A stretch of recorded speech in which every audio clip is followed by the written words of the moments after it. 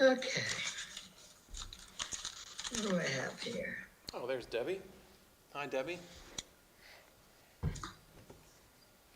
She's connecting to audio.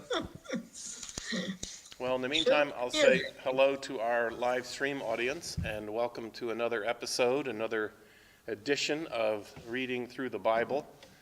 I always want to add a tagline to that, something like bringing our brains with us, because God gave us brains as well as the Bible, so hopefully we can use them both to our benefit.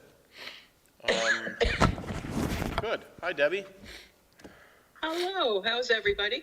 Yeah. Okay. Yeah, I think we're all good. I think so. I don't know if Colette and Judy will be joining us tonight or not. I think Judy will, because she's been trying to get in touch with you. She has the baptism scheduled for tomorrow after Bible study. Right. She just wanted to make sure it was still okay, so. Yeah, it is. As long as it's okay with you. It's okay with me, I'll be there. Oh, good. Here comes Elaine. Hello. Hi, Elaine. Oh, Nice to see you. Wow. Exciting.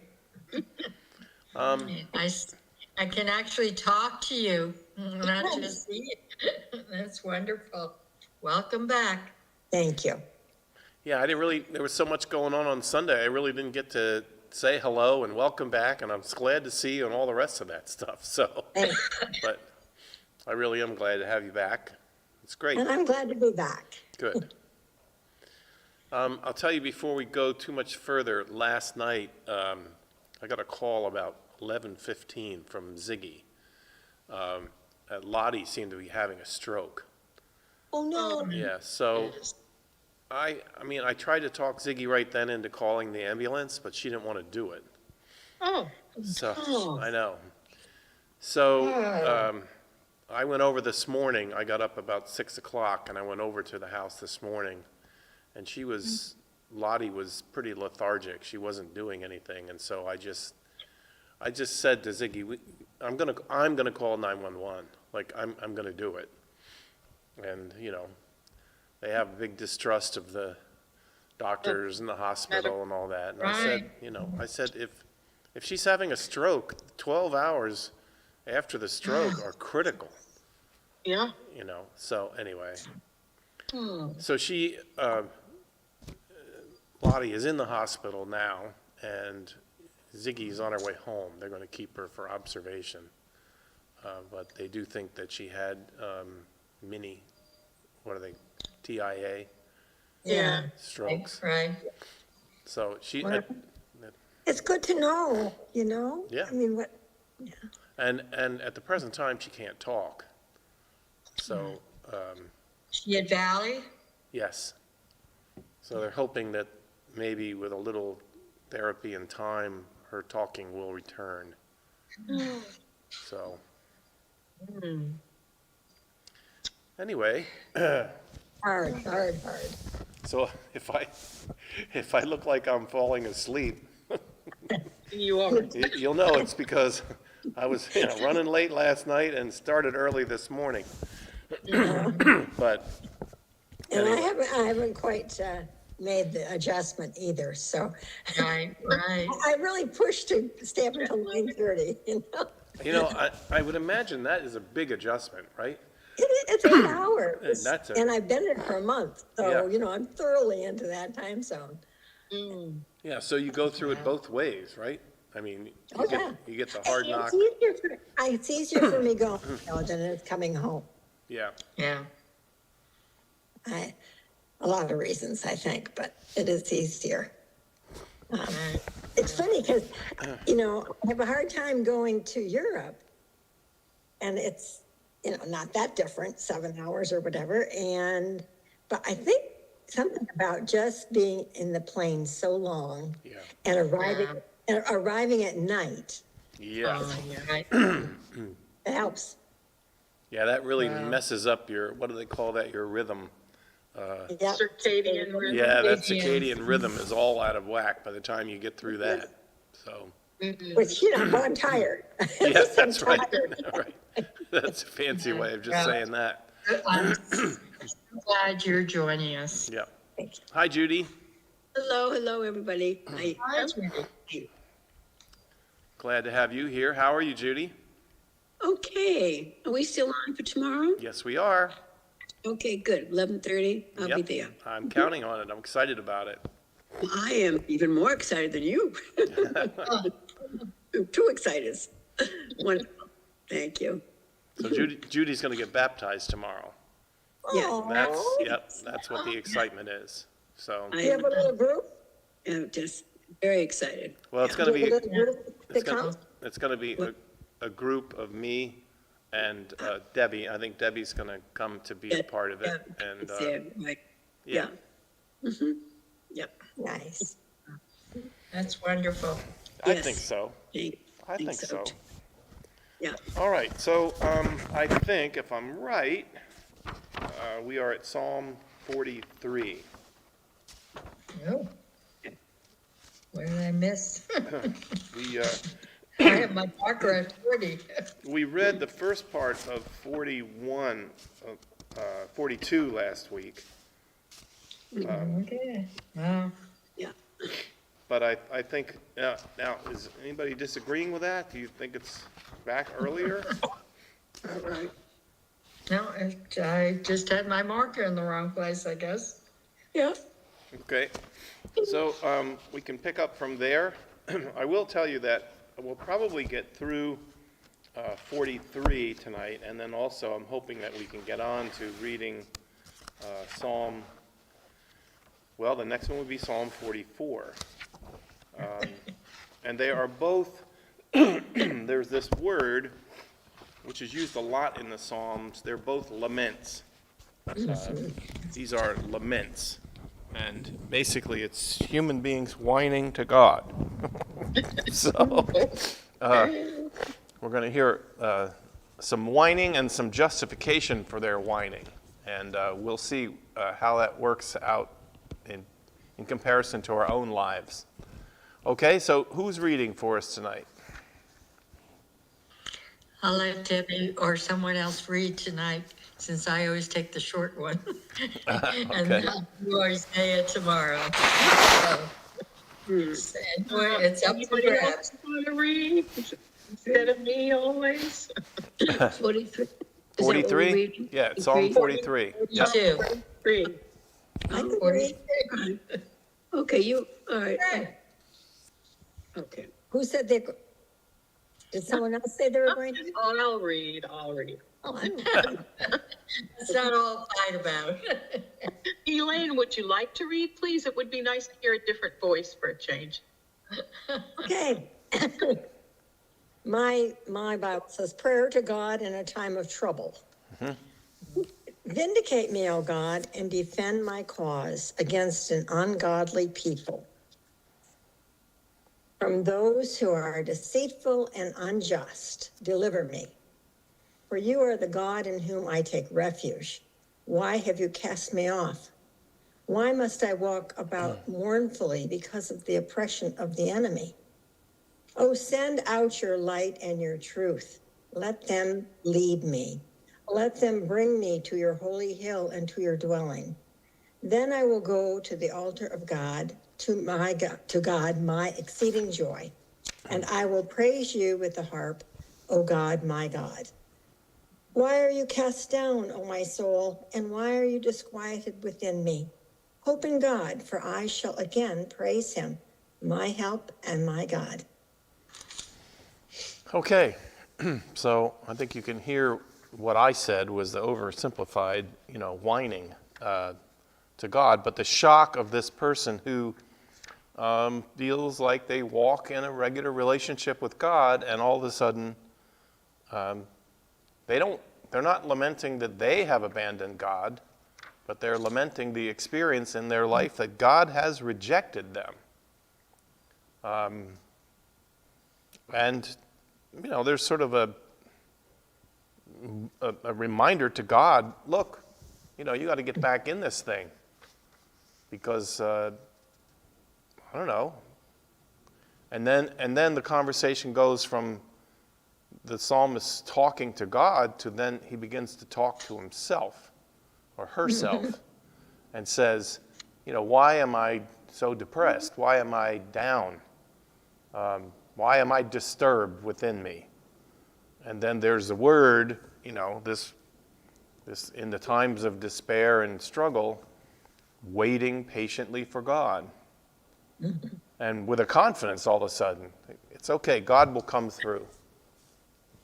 I shall again praise him. Yeah, God will come through. So it's a pretty nice little circle, from despair to worrying about where God is, to then all of a sudden having this confidence that God is there, and God is going to come through.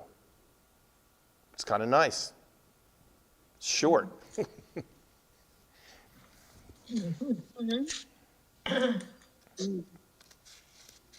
So what stands out for you if you look at this? What do you... Anything surprising or shocking in the way that the psalmist describes this relationship?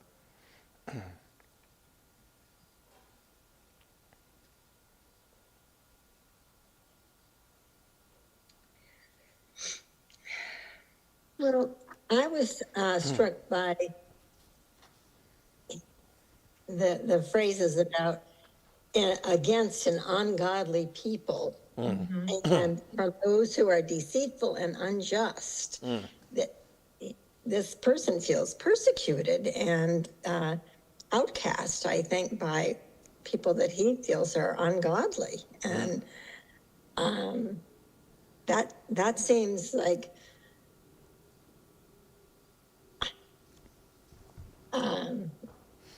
definitely he doesn't feel like God's there, even though he's addressing him.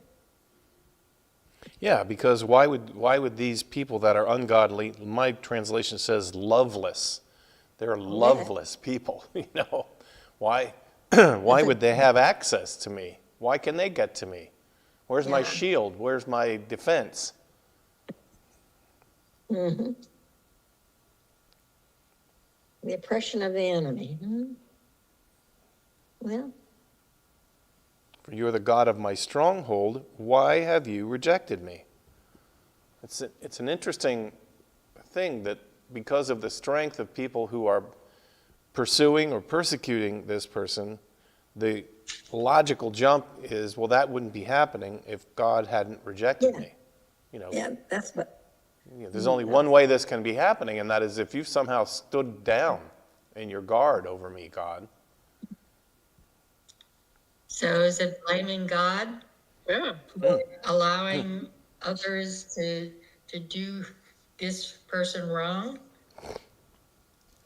Yeah, I mean, I think I've often said that if you learned Christianity from the philosophers, you'll never really get a flavor for the interpersonal relationship of the God of the Hebrew Scriptures. Mm-hmm.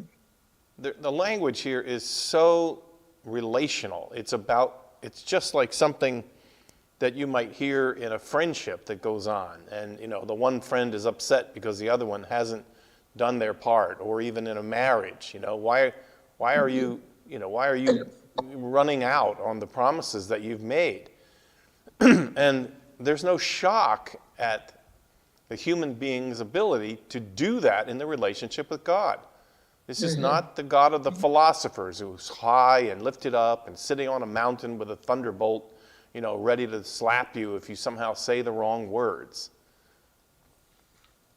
Why? I would think the Go ahead. phrase, if only God was there with me, then I wouldn't feel this way. Or if only, everything is, if only this didn't happen, then everything would be perfect. It's a very easy thing to kind of brush it off and say, that it's happening because someone else caused something else to happen or not happen. Yeah. Hi, Colette. Hi. Sorry, late. It is. It's all right. We're glad you're here. Yeah, so there's, I don't know. I don't want to It- overbear it, but I just feel like this is a complaint. This person is saying to God, like, come on, I thought we had a deal. But there's like two people in the deal, and it sounds like this person has not kept up, praising God or going to the altar of God. He's saying, I'll come back to the altar of God if you help me. So it's kind of transactional too. And Back to that. yeah, I don't know. So, but that's part of a relationship, I guess. Right. But a transactional relationship rather than saying that, I will do my part and, wait for you to do whatever you need to do, but, I mean, why hasn't this person been worshiping all along? Why, Yeah. that's kind of what stands out to me, but Well, verse 3 says, send your light and your truth. So I feel like, if you've ever had a sample of real depression, depression in poetry and in song is usually characterized as darkness, a dark place. And so this person, I think, based on the idea that, they're being persecuted and unprotected, is depressed.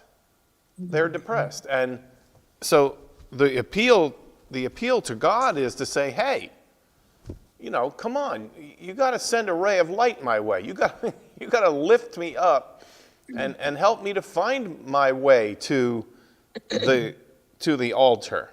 And to me, the language of the altar is, we use this phrase, make your way back to God. You gotta send me a light. I'm lost over here in the darkness. I'm being persecuted. I don't know why. And I'm feeling like it's your fault. So send me some light to help me so I can get back on track. But all of it, I still feel like this psalmist is laying at the feet of God. Like, I'll do my part, God, if you help me out here a little bit.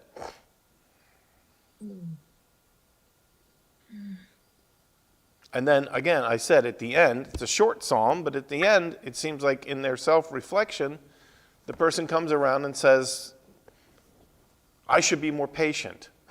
It doesn't, he or she doesn't hear that from God. It's something, a voice within them that says, oh, just wait patiently for God, and God will come through for you. It appears as though God doesn't have much to say at all. Exactly.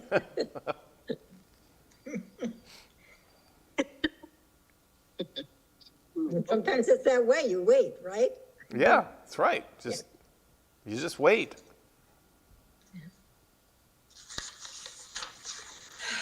I mean, there have been times in my life, really, where I get discouraged and I wonder, am I alone? Is there really a God? Is this really something you can count on in your life? And I remember one time I was really going through a rough time, and a friend from a previous church was motivated to simply wrap up this gift, and it was just a simple wooden plaque, and on the plaque it said, "Be still and know that I am God." Mm-hmm. And I don't overplay those kinds of things, but when they arrive at the right time and it seems like the right word for the right moment, I was, I don't know if I should say chastened by it, but I was like, just be still and just know that your perception right now of you being alone or whatever is not true. Just be still and trust that that I am here. And it sounds like that's where he made it to, right? Or she. I always say, oh, ye of little faith, when I feel that depression and then think, oh, the world is coming to an end. And then things kind of calm down. And I realize, but it's hard. It is hard. to keep the stiff upper lip or not to worry about things. Right. You have to read the news. If I didn't worry, I don't know what I would do with all my free time.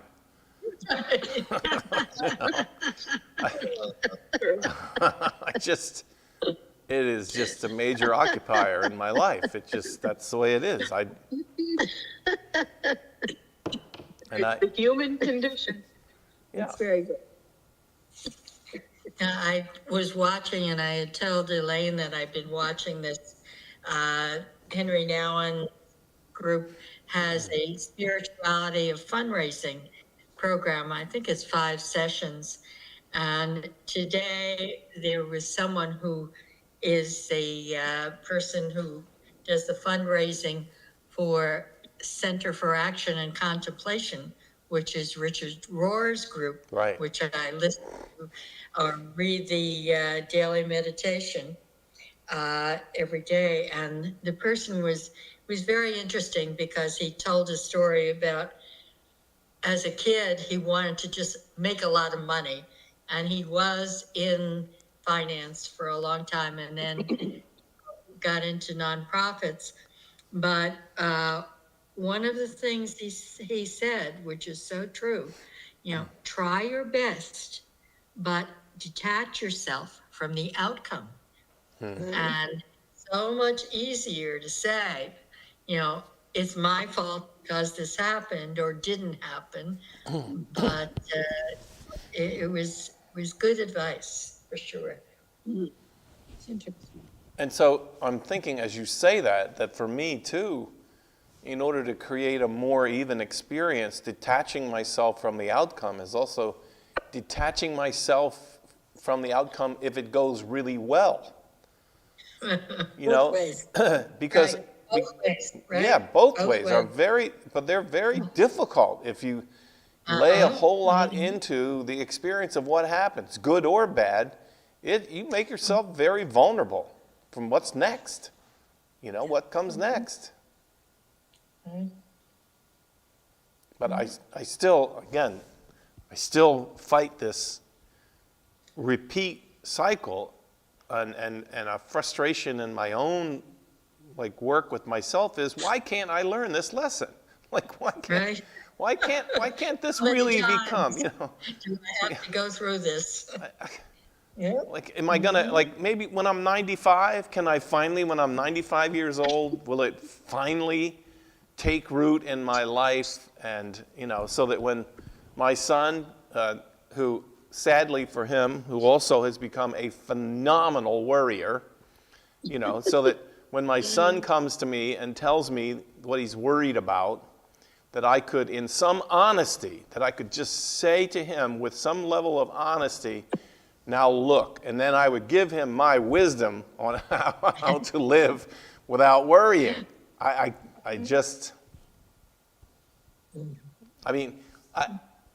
tell you an example, and I got it entirely. He called me up, I don't know, a couple of weeks ago. He's a father of 4 kids. He's a school teacher. He's a track coach. He's very busy. He does a lot of woodworking on the side. He does side jobs to earn more money. He works very, very hard. And he came home from work. His wife was out for the evening, and he was watching the kids. And he was sitting in the living room, and he looked over in his house. He looked along the baseboard, and he noticed there was a gap forming between the baseboard trim and the floor. Now, this is a house that he bought as a fixer-upper, and every now and then he curses himself for ever buying this house. But so he's sitting there on the couch. He sees this, and he begins to worry that the floor in his house is going to collapse. And so who does he call? He calls his dad, Dad,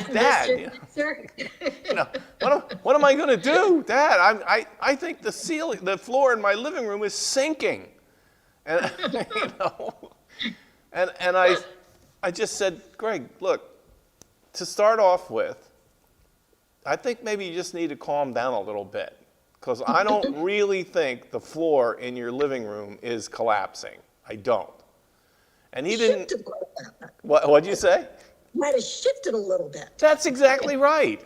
You know, and That happens, but you it know? was the shift that was making him catastrophize it. You know, he was seeing, you know, we're going to have to do a fire sale in this house and move out. And so all I can say to him at that point is, you are my son. You know? And I'm sorry. I am sorry.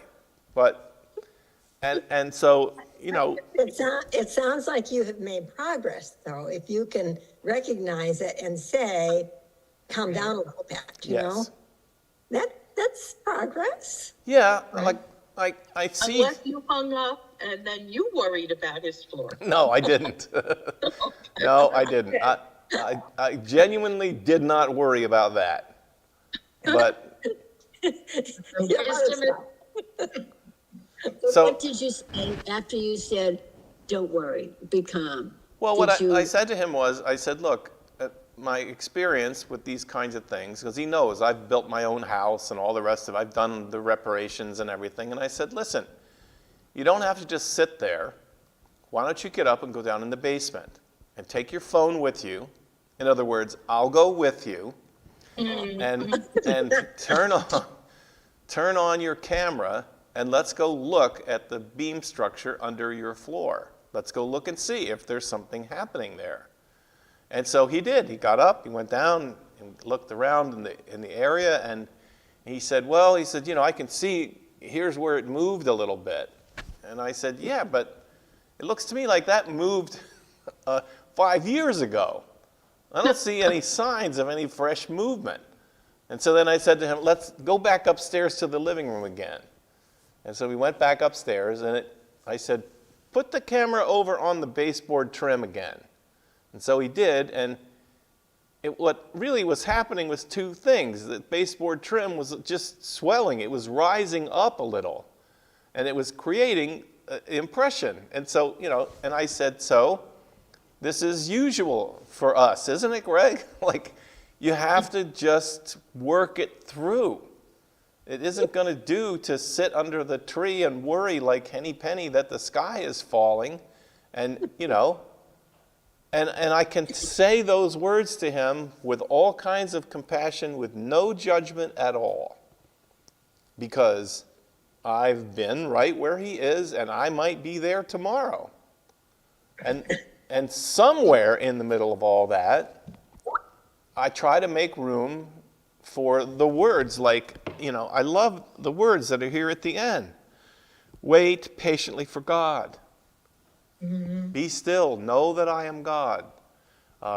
Reflecting on times in the past where I have worried, and it didn't, you know, I've shared this before. A really helpful therapist to me said, Lou, you go back in the record and check it. Nothing that you ever worried about ever happened exactly the way you worried about it. You know? And then he said, just so, imagine the worst that can happen. You know, write it all out. The worst that can happen, because that's what your fear is doing. Put it on paper, and then keep it out there and watch. Because almost never in a human life does the worst that we imagine ever happen. And I have found that as a discipline for my life. And in some ways, I think that's taking into account my faith in God. You know, it might feel like God has abandoned me, but that's not true. It isn't true. So, at the end of our little experience, when he called me, was he just said, "Oh, okay. Well," he said, I guess I got to go take care of the kids. I said, "Yeah, fine. Go ahead. Go take care of the kids." And I wanted to say, and try not to instill this in them, you know, this instinct of worry. Yeah. I think a lot of that is just born in a person. Yeah. I really do. I'm not really a worrier, Wow. and I've had plenty of reasons to worry, but I'm not, and I don't take any credit for that, you know, I really don't. It's like, somehow I got the right genes or whatever, Right. and I mean, I understand worry, and not that I never do it, but I'm not by nature, I don't think a big worrier. Yeah. It's like, oh, I'm okay. Somehow I'll be okay, you know? Well, I feel like, I mean, I've met worriers for whom the worry becomes debilitating. But I have to say, for all of worrying that I do, I'm the most adventurous, risk-taking person I've ever met. Yeah. You know, so I just figure out how to put worry in my back pocket and carry it with me into the fire. You know, Yeah. it doesn't stop me from doing what I believe I need to do. That's good. But what worry does for me is it deprives me of some of the peace and joy of life. It just, you know, it takes some of that away. And for that, I wish that, I don't know, I wish that I had a better discipline in terms of how to not go there. Because I'm not gonna give up the adventure of living. I'm not. I just won't do it. You know, I might, I think about you, Elaine, you know, traveling literally halfway around the world, and venturing into parts unknown and all the rest of that. And that is the kind of thing I thrive on, that opportunity. I'm not afraid. It's not fear. Worry. Right, there's a difference, isn't there? Yes, there is. Worry is different than fear. Yeah. That's right. It's a choice, isn't it? I think fear really keeps people from doing things. Yes. Yeah, and truthfully, sometimes I do feel fear and I like it. I do. I like it. I think about, you know, Laura chastises me all the time. She says, I don't know what was wrong with you. But when I was a youth leader, you know, my pathway for youth leader is let's get out there and scare these kids to death. You know, so we did adventures. You know, we went whitewater rafting and we did all kinds of things that, mountain climbing and everything. And I was aware that both they and me, we were, you know, in situations that would causing some fear. But I always thought that's good proving ground for faith. You know, that's where faith comes from. If you don't touch fear, how do you know what faith really is? So, and so, Well, amusement parks make a lot of money off of that. yes, they do. They make a lot of money off of me in that way. You know, I love roller coasters. I just love them. And, Not me. well, I do. And I like if they can scare me. I mean, really scare me. I enjoy it. But very much like faith, when I'm on the roller coaster and I'm scared to death, I go, well, some smart engineer built this thing and it isn't going to fall apart, so just relax and scream your head off. So that's what I do in my faith journey. I just go, you know, I don't think I'm here by accident. I don't. I just take it in stride and enjoy it. But Ride the ride. worry's different for me. Worry sucks faith out of the story.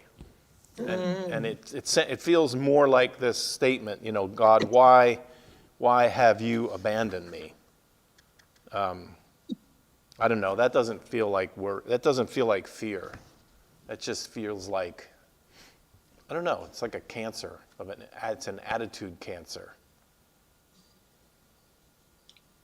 I don't think it is a weakness, but, you know, how do you get stronger? I mean, I feel I'm a worrier and I fear stuff. So where do I, you know, so that's why I have to remind myself that faith God is there. How to really be faithful or realize that God is faithful. Yeah. And sometimes I think it's a choice. sometimes when I begin worry, I was talking to a friend of mine yesterday who's 93 and she's going through a whole lot physically. And she was saying, Judy, why is this happening? And so forth and so on. And I said to her, because she was up for some tests today and tomorrow, that it's a choice. I mean, the choice is that we can, muddle Sorry about that.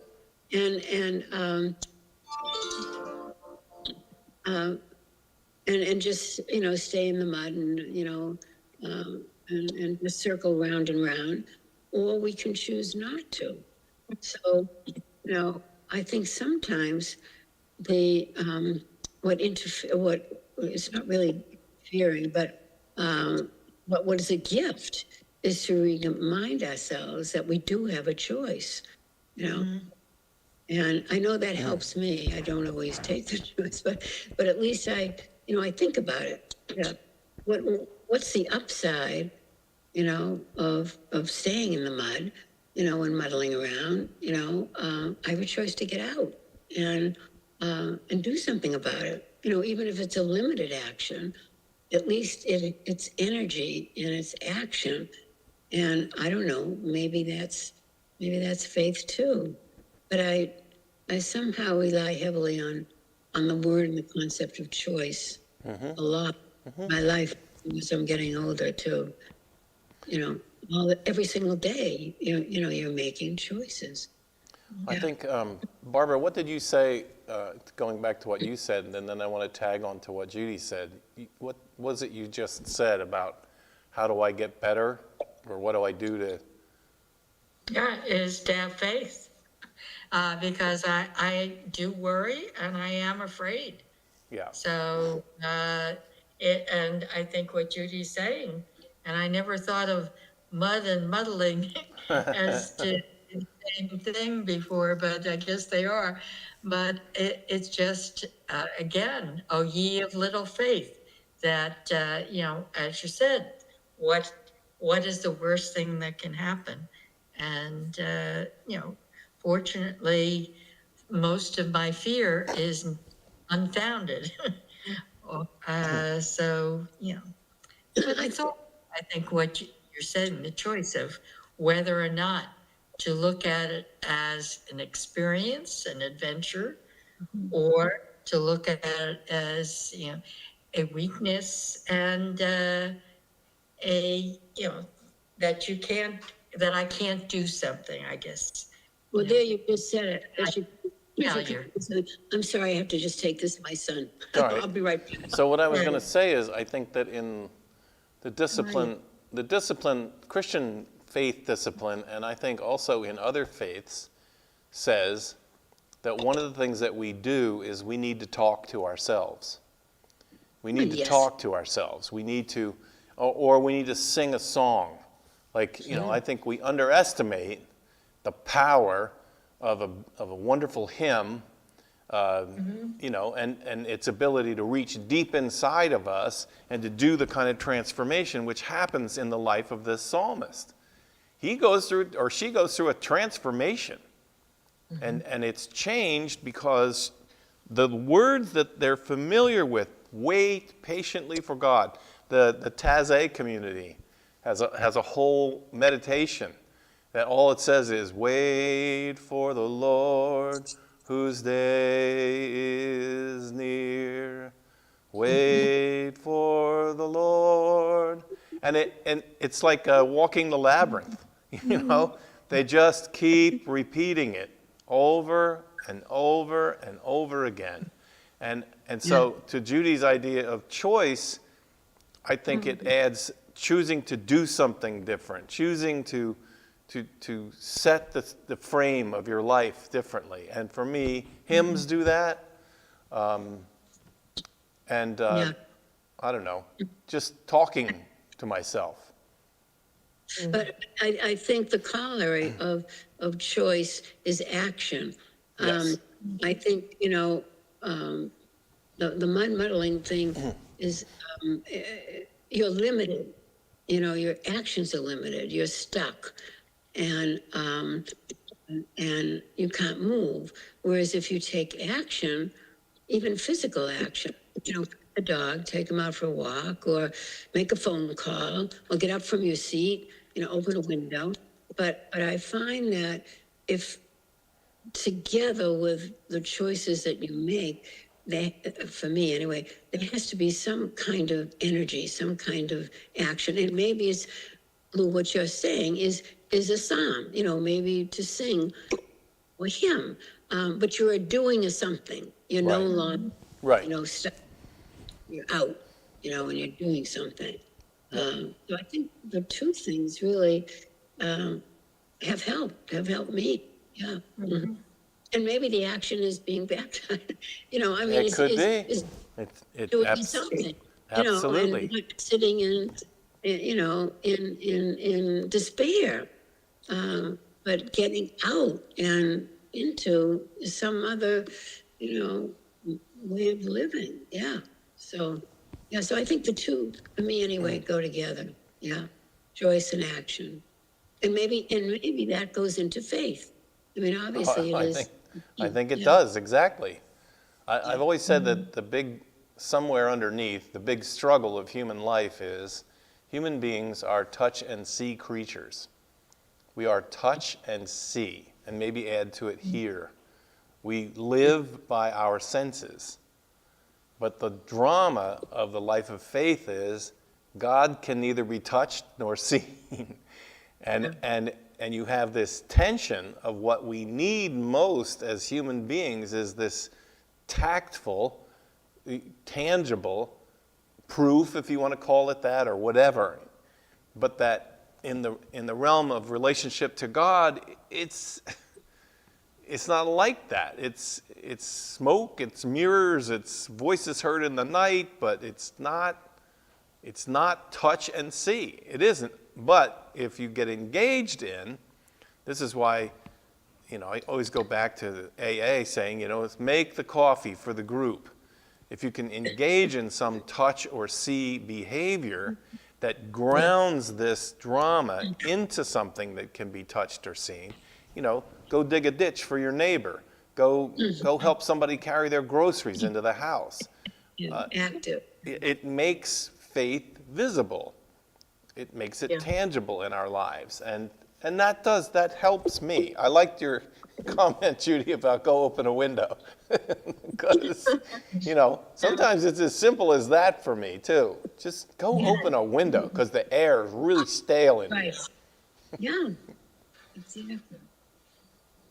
I mean, even in this, tic-tac time, in the mindfulness and the idea, the first time I did it, it was so different.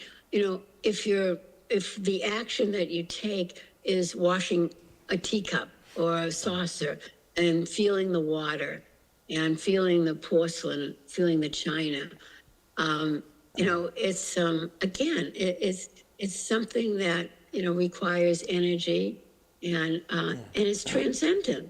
Because you're not sitting there, thinking about it. You're washing the dish, you're feeling the water, you're looking at, the stream, that kind of thing. So maybe a piece of this also is, and maybe that's related to faith, is mindfulness. Yeah. Absolutely.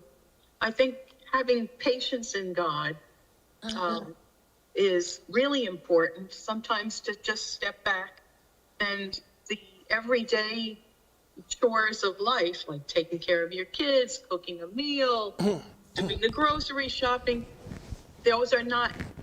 we don't look at those things as being profound.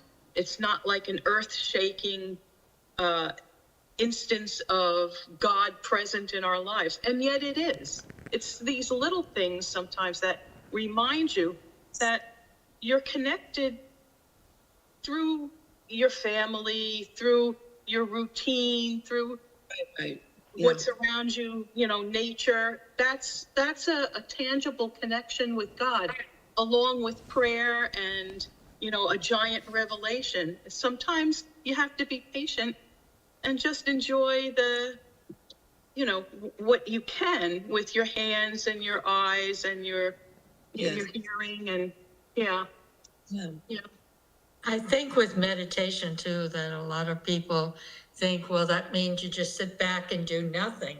But meditation is far from doing nothing. And that's why I like the contemplation and action that Richard Rohr's group does, because it's thinking about something, but then also after thinking about it, what are you going to do that you can make a difference? You know, the other day, I was, just to your point, Barbara, I don't know, there was a problem, there was an issue. My husband has complications of diabetes and, and there were problems. And so what I did was I went out and I got this beautiful plant. And now I look at it, I have it in my study, and I look at it often, and I love it. I mean, the colors and the shapes, and the feel, and just the vision of it, with me. And again, it was I think I just had to do a simple act of getting. I guess again, it goes back to choice and action and energy, but it is. This is what you're talking. It can be something very simple like that. Yeah. Yeah, finding beauty in everyday things. I Yeah. think it's kind of miraculous, really. It is. And feeding a squirrel. There you go. Aw. Right. Yeah, especially a squirrel that knows you and comes in and asks you for the peanut. I mean, Like, now that, you I get read it. about, That's- you read about these people who do. They feed squirrels, and That's um, Colette. does. That's what Colette does. Colette. Colette feeds them. They come to the window. She has Yeah. she has a squirrel she's been feeding for 8 years. No, 5. 5 years. 5 years. Yeah, pardon me. And she's fed this squirrel through pregnancies and through naming her little children and everything. And still this squirrel comes around to the window and says, Colette, where's my peanuts? And it's I like marvelous. that idea. It's marvelous. It is marvelous indeed. There's no question about it. I think, so what I was going to say when Debbie used the P word, which is patience, because, people say, well, be patient with God. No, I don't want to be. That God is God, and God could do it today, okay? God could do it right now. And that's the truth of the tape that plays in my head. Why do I have to wait? In my head, I feel like I'm a 5-year-old boy. Like, why do I have to wait? I don't want to wait. I don't want to wait to find out what the outcome is. I want to know the outcome right now. And, Right. And I try now to, chill out a little bit, be calm, pretend that I'm not all worked up while I have to be patient. I don't want to be patient. I don't. What help is that? You have to listen to St. Francis and make me an instrument of thy peace, Yeah. right? Yeah. Well, I figure God is making one heck of an instrument out of me.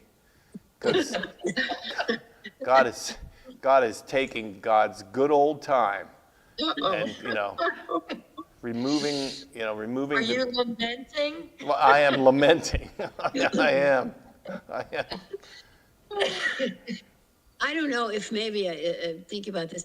I was working with the Native Americans for a number of years, and I remember Chief Roy Crazy Horse saying to me, "You have to accept." So I think acceptance is also a part of this whole puzzle.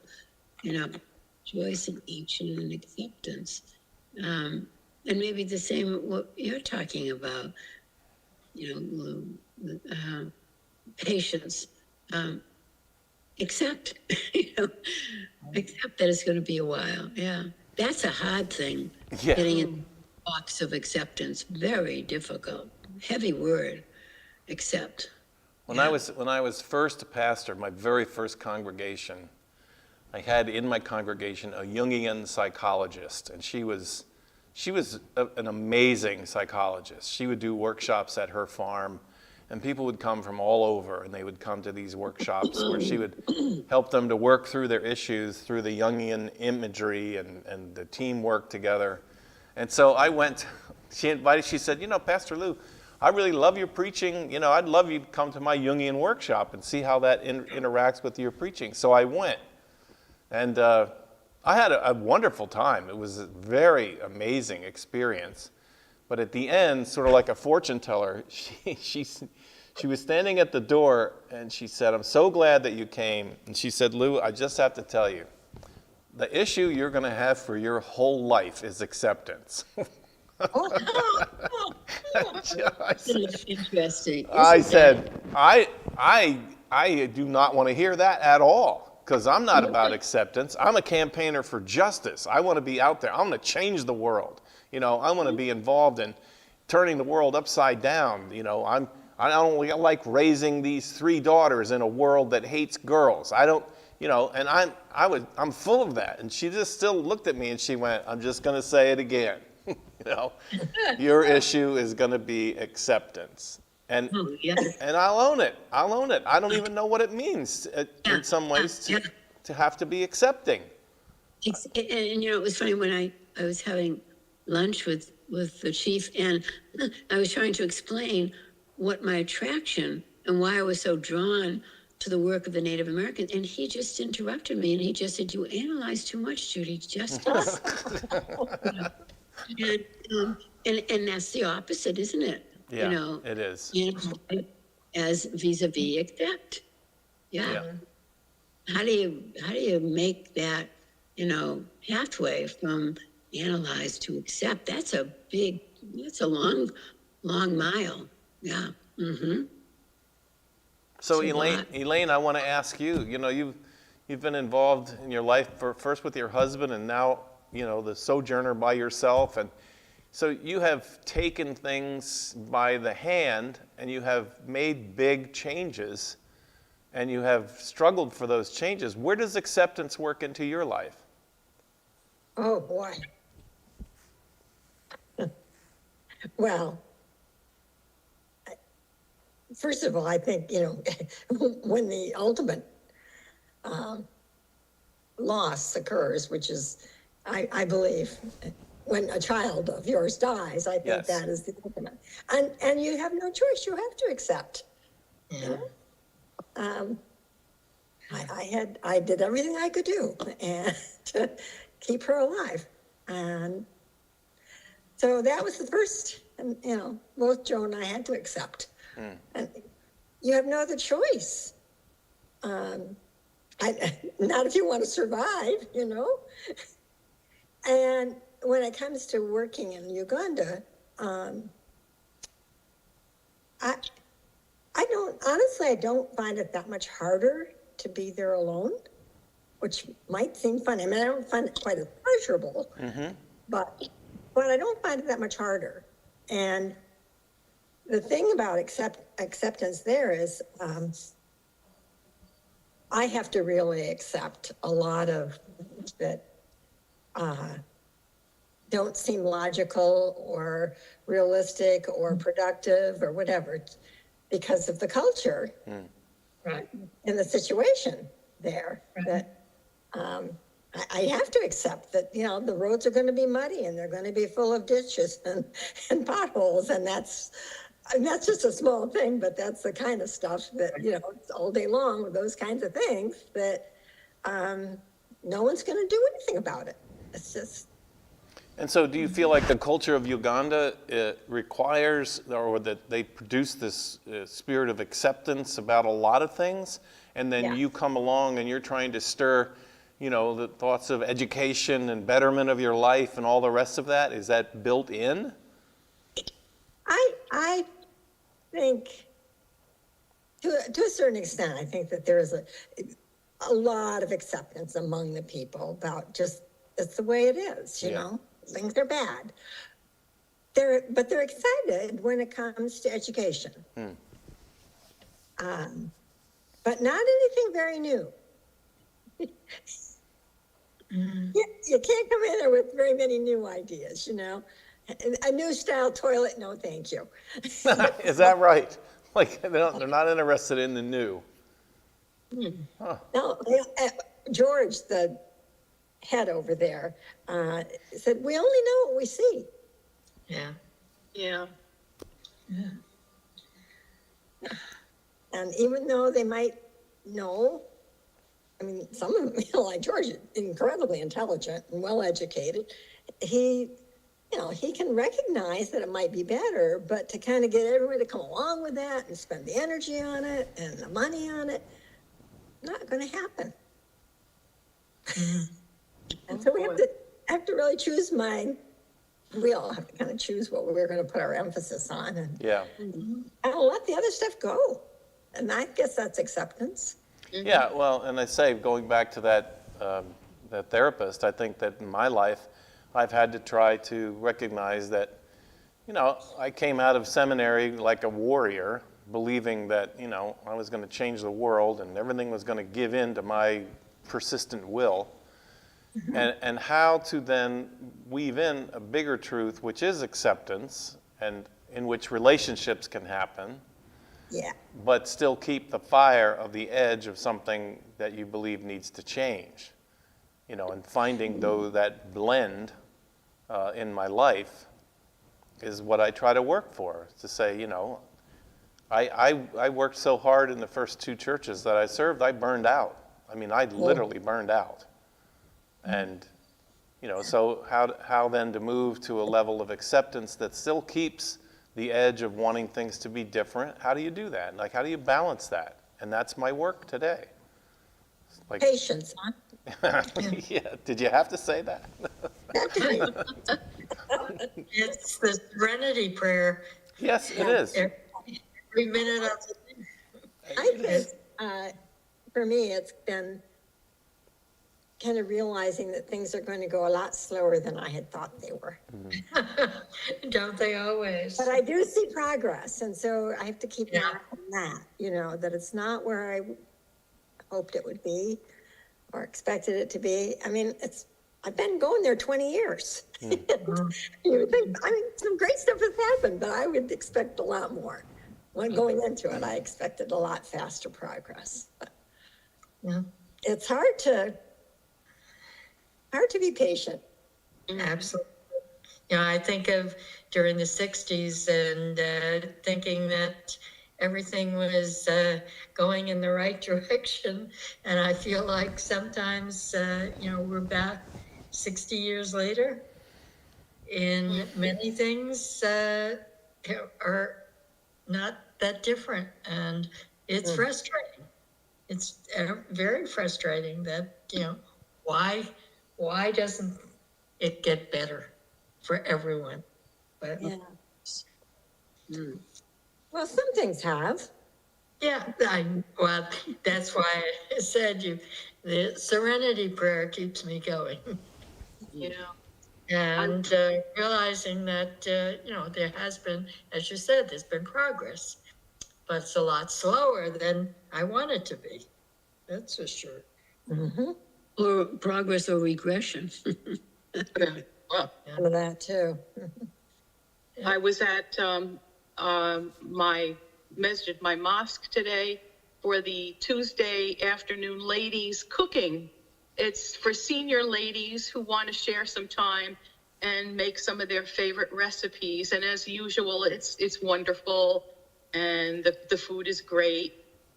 But there's always that time afterwards that everybody talks, and just about every single lady in the room, most of whom are Palestinian Americans, but some are not, but they're all Muslims, and they all have had extended family affected by this horrible war, and yet they have the patience to sit and just enjoy each other's company and not get into a giant lament. We talk about the problems, and then we move on to everyday wonderful things in our lives as well. So there's always something to be thankful for. Patience and thankfulness. It probably the 2 things that I find difficult to cultivate, and yet they're so essential, you know. It's very So, good. It's very good. Yeah, I think gratitude is really the key to a whole lot of Yeah. feeling good, you know, awareness of God. And, and that is one of the things that I see in my Ugandan friends, that right away, they are so grateful for the smallest things. I mean, they're grateful to get up in the morning. They're grateful for the meal. They're great, you know, and they're struggling, but they're what they have and what just being alive. They almost always, when they pray, they almost always start their prayer with thanking God for their life. Yeah. Wow.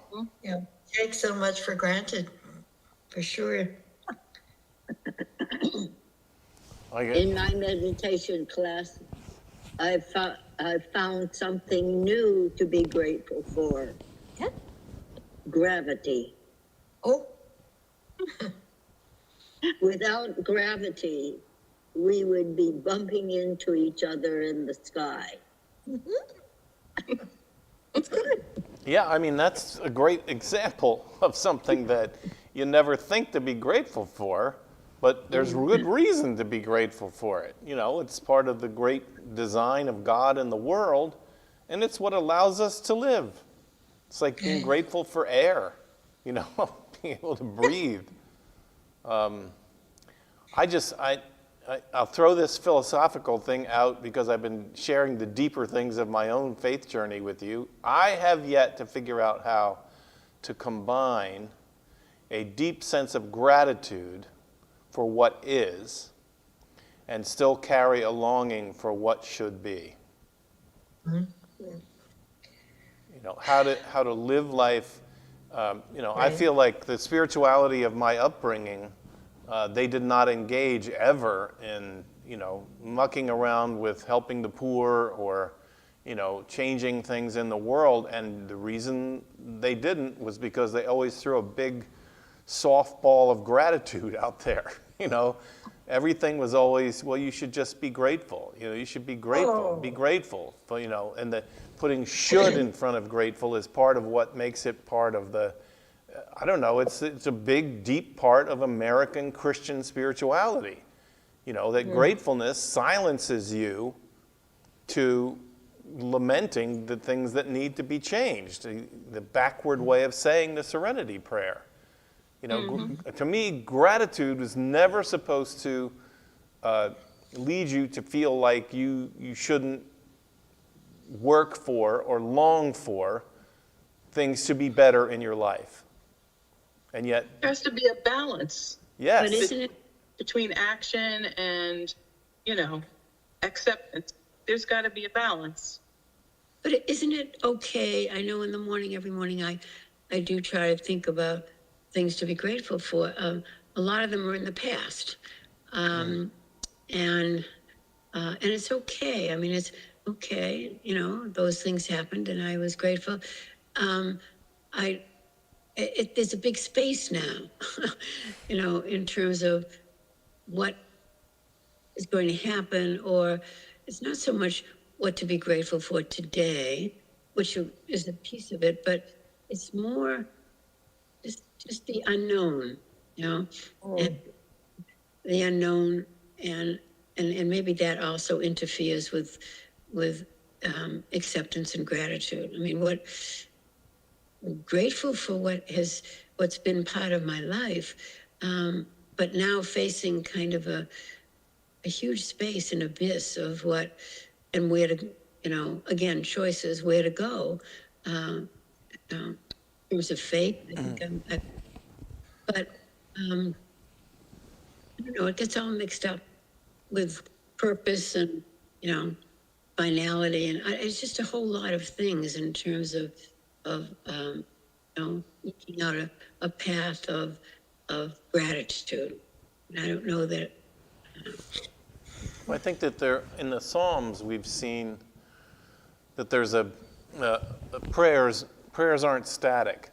So the formula for prayer, I don't know if it's the same in the Muslim faith, but in the Jewish faith and in the Christian faith, The formula for prayer always begins with what you're grateful for. It always begins with that. But the completion of prayer in all of our traditions is the petition. It's you know, here's all of what I have that I see that I'm grateful for. Thank you. And then it moves on to the petitions, you know, to pray for justice and to pray for a world that is, that finds its way to peaceful resolutions of things, so that the prayer can remain as intense around gratitude, but that the gratitude is not used to silence the next part of the prayer. And then if our lives are modeled after that prayer, that our lives are filled with gratitude. I mean, look at the great change makers in our society and the people that I've learned about. You know, you don't have to go very far, but what you find is they are full of gratitude for the way things are. But they are powerfully yearning for the way things need to be. Right. And I think that, at least in prayer life, is the balance. And you see that, I think, here in many of these Psalms. You know, overwhelming expressions of the goodness of God in terms of life and the blessings of life. But then there's a but, you know, they turn to, but, oh Lord, you know, we need to talk about what else is happening in this world, and what are you going to do about it, and what do you want me to do about it? Yep. Next step of gratitude is prayer. I didn't hear all of what you said. You blanked out. The next step of gratitude for gratitude is prayer, because otherwise you can't really develop a mission or vision for yourself. I know that's good, unless you or until you get involved in prayer. Is that right? Yeah, well, you know, just look at the Lord's Prayer, you know, which is kind of like a model, right? And there's the words of celebrating who God is and how great God is and God should be revered. And then there's the petition part. Thy will be done. You know, that, hold on. Sorry, I don't know what that is. It's coming on me, but thy will be done is, you know, I see around me that your will is not being done in the world. And the prayer is, release either in me or in the world something that will help to bring about what you want in the world. And I think that's a fair combination. Gratitude along with the petition for what yet needs to be.